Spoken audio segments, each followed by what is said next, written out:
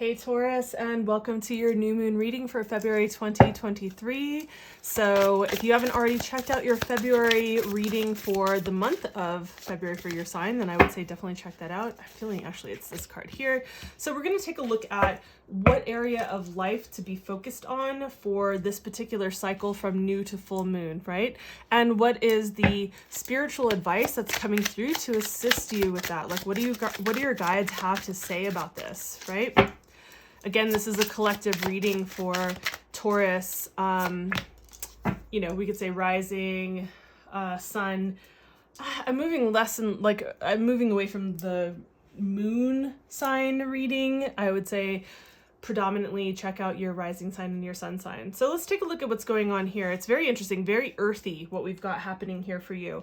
So first of all, we're taking a look at what is the area of life, right? The area of life that we're looking at for you is Saturn, right? So what are you committed to in your life? Like what feels like you are working towards mastering in this life? Like what are you putting in the time and attention to?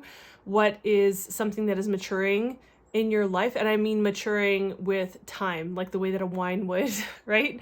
So maybe which areas of your life with career or with a relationship or with some aspect of your personal development and growth are you working towards that it takes time, it moves slower because the integration process, the information that you ingest is not just like, oh, I have the information and now it's fully integrated. It's like it takes time to integrate. It takes time to move it through your life. And so what aspect is like, where can you find this in your life? Where can you find this theme in your life, right? Saturn is also about the structure. It's about creating the form and the boundaries. Saturn gets a really bad rap. And like, to be really honest, I have not really liked Saturn in my life for a good portion of time. However, I've learned to recognize that, yeah, actually, Saturn gives form to things. Saturn creates structure. Saturn allows us to have a container and to build upon something. And it is slower moving, and it does require dedication and commitment and integrity to move through this, to actually graduate to these next levels. It's a lot of like pull yourself up by your bootstraps. It's a lot of taking personal responsibility for what you create or don't create in your life. And so this theme is the theme that is coming up for you in this particular new moon to full moon cycle, right?